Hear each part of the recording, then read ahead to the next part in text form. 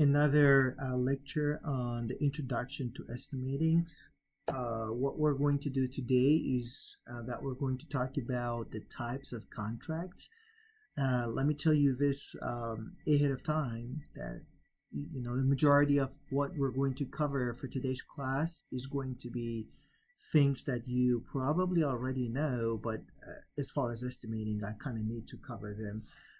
So we're going to talk about different types of contracts with respect to cost estimating. We're going to talk about some few things about bonds and the type and formatting of things and things like that. So stay tuned. So beginning of any construction project is going to be a contract between the owner and a contractor. That contract speaks a lot as to the type of estimating that we're going to utilize, as to the total budget of the project and things like that. But in general, we're going to have different types of contract. One contract is a prime contract or a single contract. The idea here is that all the work is going to be under the responsibility of one entity, a prime contractor. So everything, planning, coordination, so forth and so on, all of it is going to be the responsibility of the prime contractor. Sometimes we also call that entity the general contractor, right? Well, here is a schematic of it. So you have the owner, and the owner is going to have a contract with the prime contractor, where the prime contractor then will be responsible for working with other subcontractors and vendors and so forth to get the job done. And be sure that you see this sort of dashed line showing that the architects and engineer is going to be in an indirect, contractually speaking, indirect relation with the contractor. But the other version is basically when an owner decides to take on the role of a general contractor. So the owner would sign separate agreements for construction of various portions of the project, right? So for example, the owner would get into a contract with earthwork subcontractor, with concrete subcontractor, so forth and so on. What it means now is that the owner becomes responsible for planning, directing, coordinating the contract, and basically getting the job done. Now, obviously, the idea behind this is now that you are the owner and you're going to work with several different types of contractors in order to get the job done. Guys, one thing I want to emphasize here as we talk and look at different things is that you see how risk is distributed differently here, right? So in this case, the owner is going to take up the risk of working with several contractors, managing any conflict between these contractors, right? Trying to basically look at everything, processing the invoice, so forth. And so there's a lot on the shoulder of the owner right here. So why would someone want to do that? Again, that's going to have implications on the cost, right? Because they don't want to pay another entity, namely a prime contractor, to do this, right? So supposedly folks will actually get into a separate contract system or multi-contract system to save money. Will that always happen? That's a very debatable thing. Sometimes it does, sometimes it doesn't. But I have to tell you this, for projects like, suppose that Walmarts of the world, right, where you have prototypes, where you intentionally want to build the same looking building over and over again. That's part of the business plan for Costco's and Walmarts of the world. They all have to look alike, right? And the idea behind it is that as a customer, when you get into a Walmart, you don't get confused. It looks familiar. So the owner, after building several different premises, they become good at this, right? So projects like that, it's likely that the owner want to take up the form and the responsibility of a prime contractor. Now, from that perspective that we just discussed, now let's look at another perspective. Let's look at the cost perspective of contracts, right? And let me give you an example. Imagine that you're going to do some yard work for your neighbor, right? Really, how would you like them to pay you? Right? That's a valid question, isn't it? Um, and there are a few approaches that you can take. You can actually go to the neighbor and say, "Hey, you give me $100 and I'll take care of this for you," right?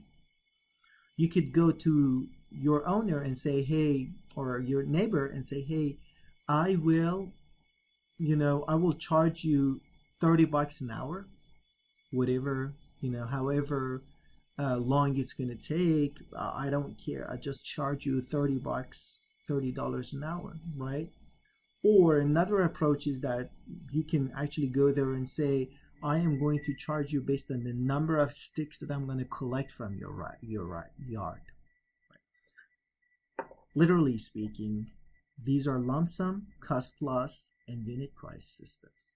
In a lump sum system, what you do is that you as a contractor, the contractor agrees to complete the work per plans and specifications for a single fixed amount of money. Like you going to your neighbor and say, "Hey, give me $100 and I get this done," right? Which means that if the project takes longer, if a project ends up being pricier, whose responsibility is that? Yours, right? So the owner is going to be less prone to risk. The risk is delivered by this contract to the contractor, right? And if there are any flaws and or errors and omissions and things like that, well, we all know that there's going to be change orders, right? Let me put this into perspective of some numbers, right? Let's imagine that a contract amount is $2 million. Now the actual cost ends up being $2,029,000, right? What's the impact on that contractor? Obviously, they are going to suffer a $29,000 loss because this number was the contract amount, and the contractor promised to deliver the project under this budget, including their profit. What's the impact to the owner? Really nothing. They're safe, right? Do you see how risk is being distributed here? And let me give you another example. Imagine the same contract, but now this time the actual cost turns out to be $10,000 shy of the contract amount. What's the impact on contractor? They're going to earn $10,000. What's the impact on the owner? Again, no impact. So the owner is not going to take up on any risk, right? But the contractor will, but at the same time, they will have incentive to come under budget because they can save money. Does that make sense? So think about this, and let me go to the next option, cost plus fee contract. Well, the organization of the contract here is simple. The owner will reimburse contractor for what the actual costs are plus an agreed upon fee. It can be percentage, it can be a fixed amount, it can be different types of things, right? Now, this contract is especially used when speed and uniqueness of a project is of interest. And as you can see, and I'm going to actually show that quite clearly with an example, but as you can see here, who is going to have or undertake more risk is going to be the owner. Why would they want to do that? Perhaps because the speed and uniqueness of the project is important, right? It's important to define which costs are reimbursable and which costs aren't. For example, a permit of the project is reimbursable, but the owner would not allow you to apply that percentage cost plus on the permit, right? So let's look at a bunch of numbers. Same contract, $2 million. Let's say the actual cost turns out to be that much, right? And let's also assume that you have a 5% fee, a fixed fee, which means that 5% is going to be applied to this number, and result into your fee, right? Thus, your total contract amount is going to be this number plus that number. What's the impact on the contractor? None. It's a cost plus fee. You earn your money, you get out of here. But what's the impact on the owner? There's going to be a cost overrun. Does that make sense? So here, the risk is now on the owner's shoulder. Now, like any other groups of people, owners are very, very smart. That's why they came up with a new method. It's called guaranteed maximum price, and we have heard a lot about this. So if the contract amount with a guaranteed maximum price of $2 million is established, and the actual cost, including the 5% or whatever percentage fee, is $2,029,000, again, the contractor lost an amount of $29,000, and there's not going to be any impact on the owner. Now, however, if this is cost plus fee. This is the actual cost plus fee. Turns up to be a little shy of the $2 million. Now, guess what? Is contractor going to be influenced by this? No. But the owner is going to earn money. Now, keep in mind, normally, in order to give contractors enough incentive to save money, owners agree to split all the savings, in this case the $10,000, with the contractor. It doesn't have to be the case always, but it's a great practice. A lot of people do that. Now, this way the contractor will have a natural incentive to create savings for the owner, right? Because they are going to benefit. Now, compare this 50% to 5% fee. This is 10 times larger. So you have a lot of incentive to save money. Another type of contract is unit price. And this is where, the amounts, the quantities are not quite clear. They're imprecise, like dirt work. You see a big hill that you have to remove. You don't actually have a clear understanding how much soil must be moved. So you do unit price. What does that mean?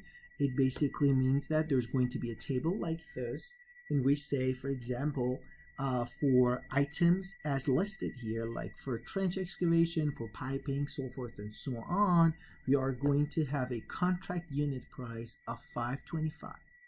Our initial estimate for trench excavation is 14,000 cubic yards.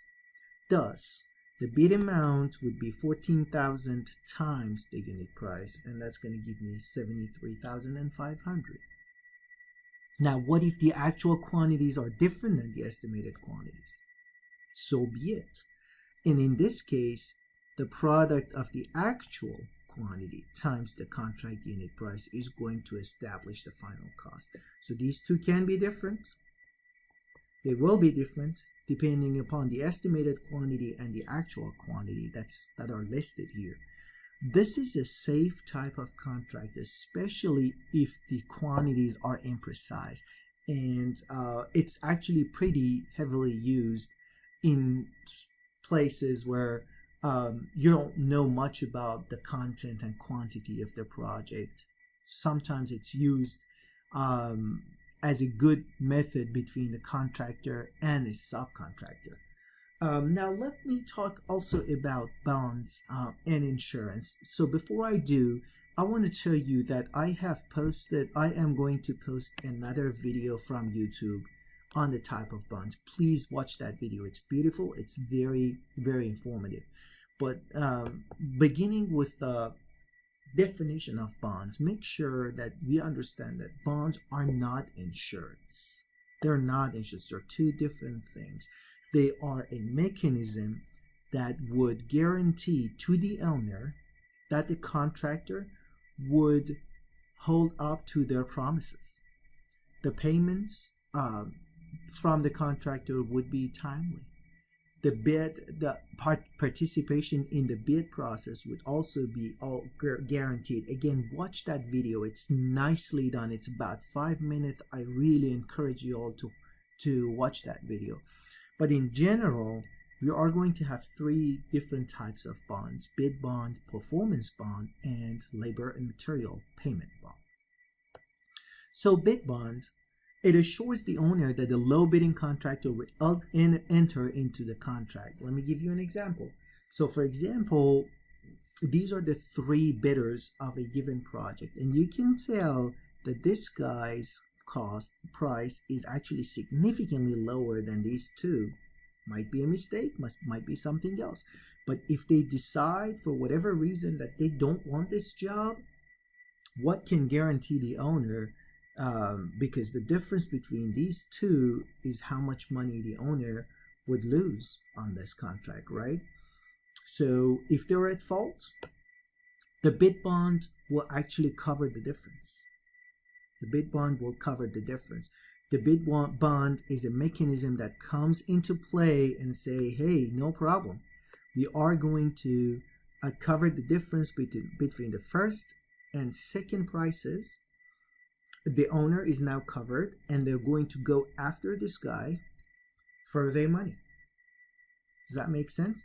So that's one way about, this. Normally out in the real world, in the way people do business, bid bonds comprise almost up to 10% of the actual contract amounts.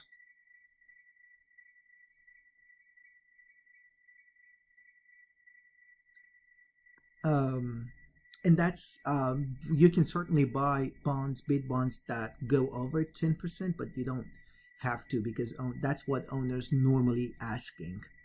The performance bond. This mechanism protects the owner by guaranteeing that the structure will be built in accordance with the terms of the contract.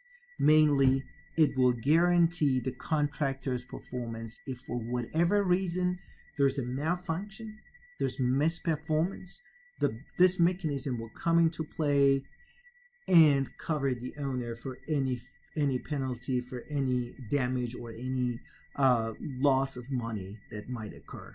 And the labor and material payment bond is a mechanism that will protect third parties against the contractor. So it'll assure that subcontractors and suppliers and vendors and manufacturers will get paid on a timely manner by the general contractor, right? So you guys can see that bonds normally are designed to set forth and be in place to make sure that whoever is going to get the job, namely the general contractor, will actually commit to do it the right way, with the right quality, with the right people, and with the good moral behavior.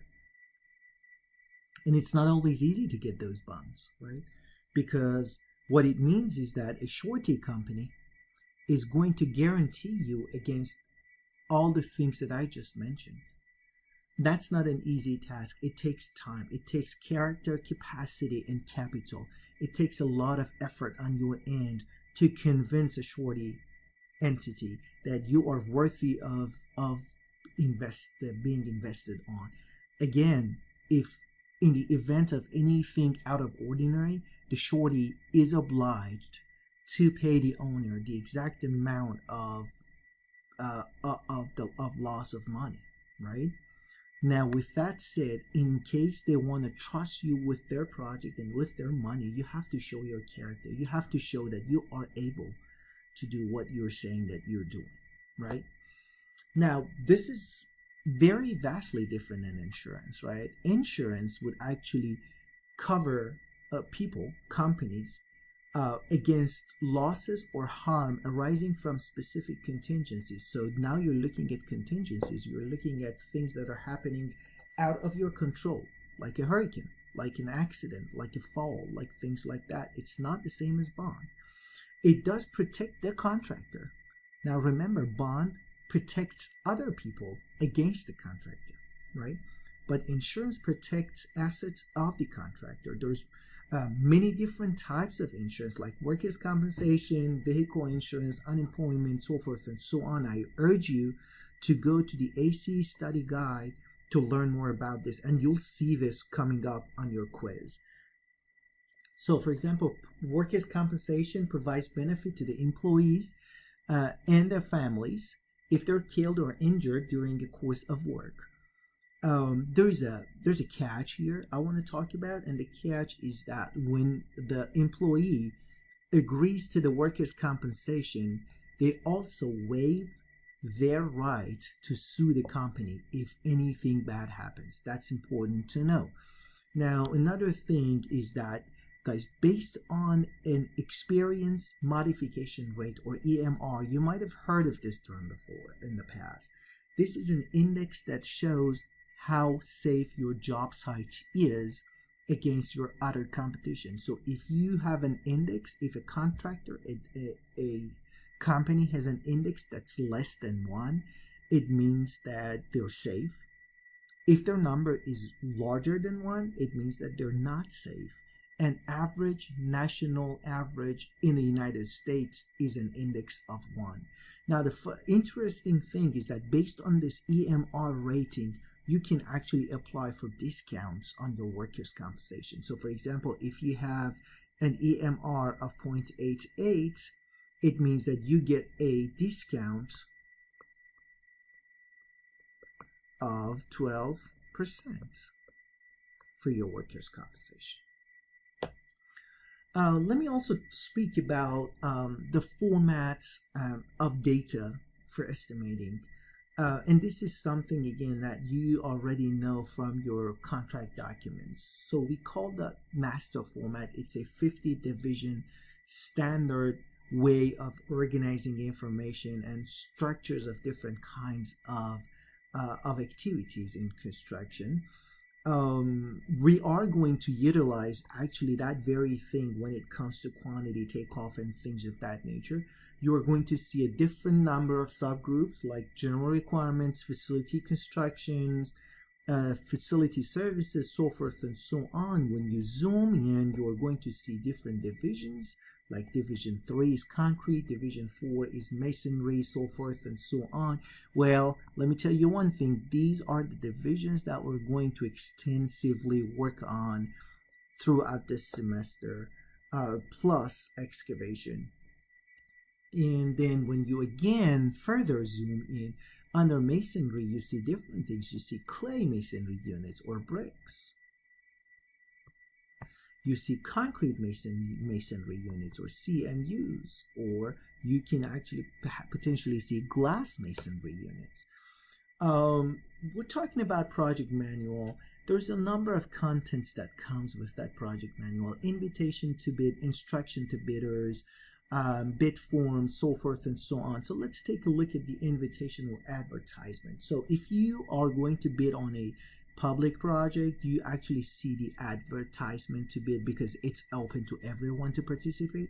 But a project that's private doesn't necessarily have to be open to everyone. It can be invitation based, right? But they're basically the same type of approach. Advertisement to bidders, in here you'll actually see project name and description, location, owner. You see a lot of information here that, if you guys remember, we talked about, is going to help you make the go, no-go decision.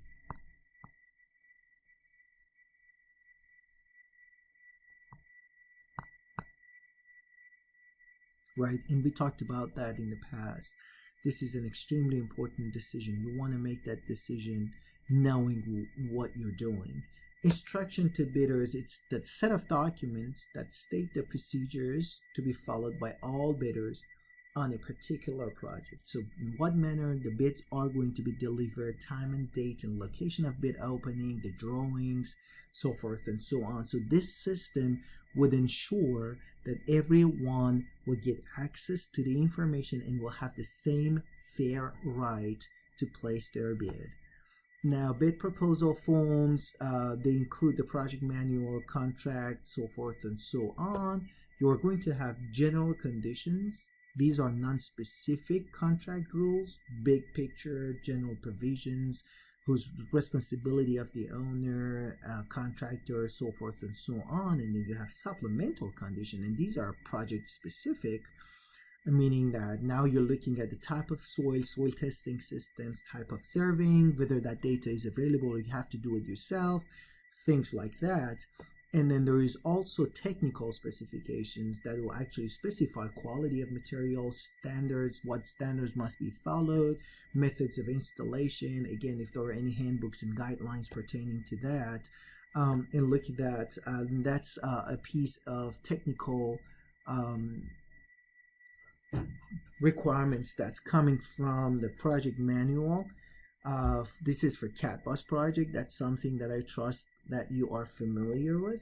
Now the alternate, guys, let me tell you this right here, that you are looking at two different types of documents that are going to be added to the existing contract documents. One is called the alternate. It may be add price or deduct the price. In the alternate is material or method of construction that the owner requests a price, and this is separate from the bid. So for example, let's say that the owner is asking you to place a bid on such and such building, but now let's say that there's a small shelter right next to it, and the owner might ask you to give your price to build that shelter as an alternate, right? It's not part of the initial bid, it comes as a separate format. But addendum is actually a change or an addition to the contract, to the same contract. It's not alternate, it's a change or addition, subtraction to the same contract documents.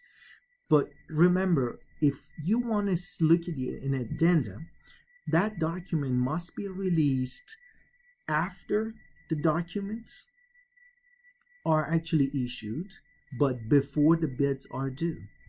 So addendum is going to be released before the bids are due. If you see a change that's released after the bids are due, what is that called? So if you see something after bids are due, that's called change order, right? So that's the difference between them. Now let me review what I just told you. Contracts can be awarded separately or as a prime contract. So these are the different types or methods to establish a contract between two parties. Different types of contracts pertaining to cost and estimating is going to be lump sum, cost plus, and unit price. The contract with the greatest risk on the contractor is going to be the lump sum, because again, whenever you establish that lump sum amount, that's it. If your project cost goes over that, you're responsible for it. And which contract type is used when material quantities are imprecise, and that would be unit price.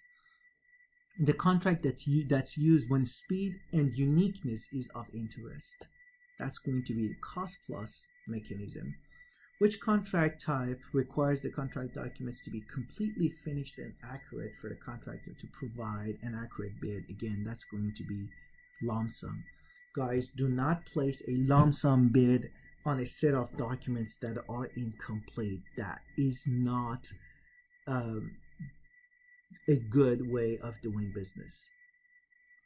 Now, speaking of surety, so sureties are actually going to guarantee payments of another party's obligations, and the mechanism they're using is called bonds. What are the three primary types of bonds? We talked about them. It's bid bond, performance bond, and labor and material payment bond. What are the three C's that a surety company uses to evaluate a contractor? That would be character, capacity, and capital. What does the CSI stand for? That's a good one. You might see this again. It's called Construction Specifications Institute. And the system or the organization is going to call master format. How many divisions exist in the CSI master format? 50. What are the general conditions? We talked about it. They're non-specific to the project. They talk about the general overall performance and procedures. And the supplementals are project-specific, type, surveying, traffic control, soil type, stuff like that. and then you have the technical specifications, and these are the quality requirements of that very specific project. An alternate can be an add or deduct to the base bid. It's actually normally required to be a separate scope of work. An addendum must be issued before the bids are due. If after the bids are due something is issued, that's called change